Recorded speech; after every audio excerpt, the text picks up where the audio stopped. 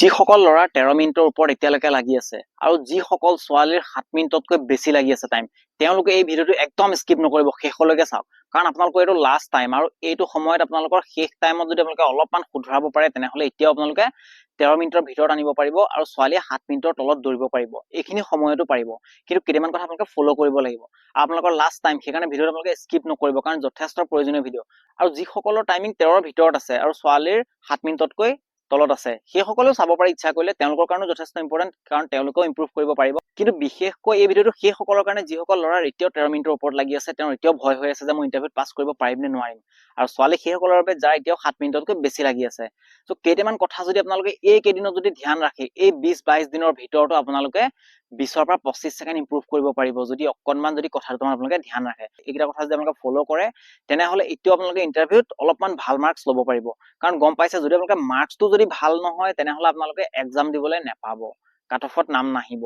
সেইকাৰণে আপোনালোকে ধ্যান ৰাখক যে অকল আপোনালোকে লং জাম্প যদি এক্সিলেণ্ট মাৰিছে সেইটোৱে নহ'ব, তাৰ লগত আপোনালোকে ৰানিংটো যিমান ভাল কৰিব তেতিয়াহে মাৰ্কছটো পাব। যদি এতিয়া আপুনি যদি লং জাম্পত এক্সিলেণ্ট পাই 20 যদি পাই গ'ল, কিন্তু ৰানিঙত যদি আপোনালোকে 10 বা 11হে পালে, তেনেহলে আপোনালোকৰ মাৰ্কছ একেবাৰে কমি যাব, তেতিয়াও কোনো কামত নাহিব। লং জাম্প আপোনালোকে এক্সিলেণ্ট মৰাৰ পিছতো আপোনালোকৰ নাম নাহিব, ৰিটেন দিব নোৱাৰিব। সেইকাৰণে আপোনালোকৰ ৰানিংটো অলপমান ভাল কৰাটো প্ৰয়োজন, যিহেতু তাত মাৰ্কছ যদি আপোনালোকে 15-16 মান ল'ব পাৰে, তেতিয়াহে আপোনালোকে অলপমান আশা কৰিব পাৰিব। এতিয়া কোনকেইটা কথা আপোনালোকে ফ'ল' কৰিব লাগিব। ফাৰ্ষ্ট কথা হৈছে, আপোনালোকে এতিয়ালৈকে যেনেকৈ অনুশীলন কৰি আছিলে বা যি কৰি আছিলে, আৰু যদি কোনোবাই চিডুল মতে কৰি আছে তেনেহলে ভাল কথা, তেনেকৈ কৰি থাকক। আৰু যিসকলে নেজানে চিডুলৰ কথা, যধে মধে এতিয়াও যদি অনুশীলন কৰি আছিলে, তেওঁলোকেও চিডুল অনুসৰি কৰিব পাৰে। আৰু চিডুল যদি আপোনালোকে এতিয়ালৈকেও পোৱা নাই, তেনেহলে এই ভিডিঅ'টো কমপ্লিট চাওক। এই ভিডিঅ'টোৰ শেষতে আপোনালোকে ওপৰত দুটা ভিডিঅ' ওলাব, সেইটোৰ ওপৰত আপোনালোকৰ ছোৱালীৰ কাৰণে 1600 মিটাৰ চিডুল আৰু তলত আপোনালোকৰ ল'ৰাৰ 3200 মিটাৰ চিডুল পাই যাব ক্লিক কৰিলে। সেইকাৰণে আপোনালোকে ভিডিঅ'টো শেষলৈকে চাই লওক। এণ্ড স্ক্ৰীনত আপোনালোকে ল'ৰাই ছোৱালীয়ে দুইটাই চিডুল পাই যাব। চ' এতিয়া কথাটো হ'ল কি, আপোনালোকে কেনেকৈ কি মেইনটেনেঞ্চ কৰিব লাগিব, যিটো কাৰণে আপোনালোকে এইকেইদিনতো 20-25 ছেকেণ্ড ইম্প্ৰুভ কৰিব পাৰিব। তাৰ কাৰণে আটাইতকৈ প্ৰথম কথা হৈছে যে আপোনালোকে অনুশীলনটোত ভালকৈ ধ্যান দিব লাগিব, আৰু জবৰজং অনুশীলন কৰিলে নহ'ব। যেনেকৈ দিয়া আছে আপোনালোকে তেনেকৈ চাইণ্টিফিক অনুশীলন কৰক। মৰ্ণিং টাইমত আপোনালোকে চিডুল অনুসৰি অনুশীলন কৰক, যিখিনি হাৰ্ড ট্ৰেইনিং আছে সেইখিনি কৰক। যদি কোনোবাই ভাবিছে মই অলপমান ৰ'দত কৰিব বিচাৰিছো, তেনেহলে তেওঁ দেৰিকৈ কৰিব পাৰে, তেওঁ 7টা বজা, 8টা বজা, 9টা বজাতো কৰিব পাৰে, নিজৰ ইচ্ছাৰ কথা। সেইটো মই আগতে কৈ দিছো, নহলে আপোনালোকে বহুতে মোক কমেণ্ট কৰি সোধে যে দাদা মই ৰ'দত অনুশীলন কৰিব পাৰিম নে? আপোনালোকে নিজৰ ইচ্ছাৰ কথা। আপোনালোকে যদি ভাবিছে মই ৰ'দত অলপ অনুশীলন কৰিব লাগিব, নহলে ইণ্টাৰভিউত প্ৰব্লেম হ'ব, তেনেহলে আপোনালোকে ৰ'দত অনুশীলন কৰিব পাৰে, 7টা-8টা বজাতো কৰিব পাৰে, কোনো কথা নাই। সেইটো আপোনালোকৰ মৰ্ণিং টাইম হ'ব। আৰু সেইটো অনুশীলন কৰাৰ পাছত ইভিনিং কিন্তু আপোনালোকে সেম ফ'ল' নকৰিব। ইভিনিং সময়ত অলপমান লাইট ট্ৰেইনিং কৰিব। আপোনালোকে 2 পৰা 3 কিলোমিটাৰ সময় নৰ্মেল জগিং কৰিব। জগিংটো অলপমান মিডিয়াম মানে স্পীডত নহয়, ভাগৰ লগাকে নহয়, কিন্তু জগিঙতকৈ অলপমান শ্লাইট বেছি স্পীড। তো সিমানটোত কৰিব যাতে আপোনালোকৰ ভাগৰ নালাগক, অলপমান যেন গাটো গৰম হওক। তাৰপিছত আপোনালোকে এক্সাৰচাইজ, ষ্ট্ৰেচিং, আৰু কোনোবাই যদি লং জাম্প 2-এটা মাৰিব বিচাৰে মাৰিব পাৰে, চ' সেইটো কৰিব পাৰে। আৰু লগতে আপোনালোকে 2টা বা 3টা স্প্ৰিণ্ট কৰিব পাৰে, 60 to 80 মিটাৰ স্প্ৰিণ্ট কৰিব পাৰে, কাৰণ সেইটো লং জাম্পত প্ৰয়োজন হয়। সেইকাৰণে আপোনালোকে স্প্ৰিণ্ট কৰিব পাৰে ইভিনিংটো সেইটো। বাকী মৰ্ণিঙত আপোনালোকে চিডুল চাই ল'ব। ভিডিঅ'টোৰ শেষত আপোনালোকে পাই যাব 2টা ভিডিঅ', ওপৰটোত ছোৱালীৰ আৰু তলৰ ভিডিঅ'টো আপোনালোকে ল'ৰাৰ চিডুল পাই যাব। সেইখিনি আপোনালোকে মৰ্ণিং কি কৰিব লাগে কমপ্লিটলি দিয়া আছে। আৰু ইভিনিঙত আপোনালোকে গম পালেই যে কেনেকৈ কৰিব লাগে। 2 পৰা 3 কিলোমিটাৰ শ্ল' কৰি পেলাই এক্সাৰচাইজ কৰিব পাৰে। তো ফাৰ্ষ্ট হৈছে সেইটো ফ'ল' কৰিব লাগিব। দ্বিতীয়তে আপোনালোকে ফ'ল' কৰিব লাগিব যে এইকেইদিনত যদি আপোনালোকে দেৰিলৈকে যদি উঠি থকাৰ, সাৰ পাই থকাৰ হেবিট আছিলে, সেই হেবিটটো বন্ধ কৰি দিয়ক, কাৰণ আপোনালোকৰ ড্ৰিমৰ কথা আছে। যদি টোপনি পূৰ নহয়, আপোনালোকৰ পাৰফৰ্মেঞ্চ কেতিয়াও ভাল নহয়। যদি আপোনালোকৰ টোপনি কমপ্লিট নহয়, শৰীৰটো ৰিকভাৰী নহ'ব আৰু টাইমিং ভাল নহ'ব, ভাগৰেই লাগি থাকিব ৰাতিপুৱা।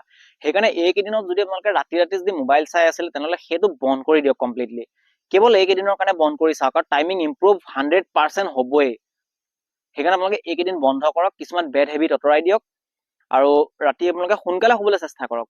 খোৱাটো আপোনালোকে খোৱাতকৈ 1-1.5 ঘণ্টামান আগত কৰিব, 2 ঘণ্টামান আগত কৰিব পাৰিলে বেছি ভাল, কিন্তু কিছুমানে হয়তো কাম বন থাকে কাৰণে সুবিধা নাপায়। তো সেইকাৰণে মই কৈছোঁ যে 1-1.5 ঘণ্টা আগত খোৱাটো কৰিব, আৰু ৰাতি আপোনালোকে শুই যাব। টাইম পাছ কিন্তু নকৰিব, যিমানখিনি পাৰে সিমানখিনি ৰেষ্ট ল'বলৈ চেষ্টা কৰক। অতি কমেও যেন আপোনালোকে 7 ঘণ্টামান শুব পাৰে, সেইটো চেষ্টা কৰিব। তাতকৈ কিন্তু কম হ'লে আপোনালোকৰ ৰিকভাৰ ভালকৈ নহ'ব। সেইকাৰণে 7 ঘণ্টামান বা তাতকৈ ওপৰত যেন শুব পাৰে, সেইটো আপোনালোকে চেষ্টা কৰক। এইকেইদিনৰ কাৰণে মেইনটেইন কৰক। লাগে পিছত আপোনালোকে মেইনটেইন কৰিব পাৰিলেও নোৱাৰিলেও বেলেগ কথা, কিন্তু এইকেইদিন আপোনালোকে মেইনটেইন কৰক। ইয়াৰ পিছত আহিলে খোৱা বোৱাবিলাক আপোনালোকে চাওক। যদি ফাষ্ট ফুড খাই আছিলে, জাংক ফুড যদি বাহিৰত খাই আছিলে, সেইখিনি কমপ্লিটলি ক্ল'জ কৰি দিয়ক। এতিয়াও যদি কোনোবাই খাই আছিলে, মই আগতেও কৈছো, আগৰ 2-এটা ভিডিঅ'টো মই কৈ গ'লো, কিন্তু যদি তথাপিও এতিয়াও যদি মনা নাই, আপোনালোকে এই মাহটো লাষ্ট বাৰ মানি লওক। আপোনালোকে শেষবাৰ আপোনালোকে এই মাহটোৰ কাৰণে এৰি দিয়ক। এই বস্তুবিলাক জাংক ফুড একেবাৰে এৰি দিয়ক। বেছি অইলি নাখাব, খুব বেছি মছলা থকা নাখাব। বাহিৰত আপোনালোকে খোৱাটো এৰিয়ে দিয়ক। যি খাই ঘৰতে খাওক, ভাল ভাল আহাৰ গ্ৰহণ কৰক আৰু ডায়েটটোৰ ওপৰত আপোনালোকে ধ্যান দিয়ক। এইখিনি সময়ত যিমান পাৰে অৰ্গেনিক খাবলৈ চেষ্টা কৰক, ভাল নিউট্ৰিশ্যন থকা ডায়েট খাবলৈ চেষ্টা কৰক। আপোনালোকে যিখিনি মই কৈছিলো এটা ভিডিঅ'ত, আপোনালোকে যদি নাই পোৱা ডায়েটৰ কি কি ল'ব লাগে নালাগে, কি কি খোৱা উচিত, ইয়াৰ আগতেই মই ভিডিঅ' দি গৈছিলো, আপোনালোকে চাই ল'ব পাৰে। আৰু আপোনালোকে ডায়েট আপোনালোকে এক্সট্ৰা বহুত নালাগে, ভাত খাইছে আপোনালোকে ভাতেই খাওক, কোনো কথা নাই। বুট মগু আপোনালোকে তিয়াই থব পাৰে, ৰাতিপুৱা দৌৰি আহি সেয়া খাব পাৰে। গধূলি সময়ত আপোনালোকে গাখীৰ কল এনেকৈ খাব পাৰে। এইখিনি খাদ্যৰ দ্বাৰা আপোনালোকৰ যথেষ্ট নিউট্ৰিশ্যন হ'ব। আৰু লগতে আপোনালোকে মাল্টিভিটামিন ৰাতিপুৱা যদি কোনোবাই খাইছে তেনেহ'লে এটাকৈ খাব পাৰে, আগৰ ভিডিঅ'ত মই যিহেতু কৈয়ে গৈছিলো। চ' এই কথাকেইটা আপোনালোকে মানি চলক।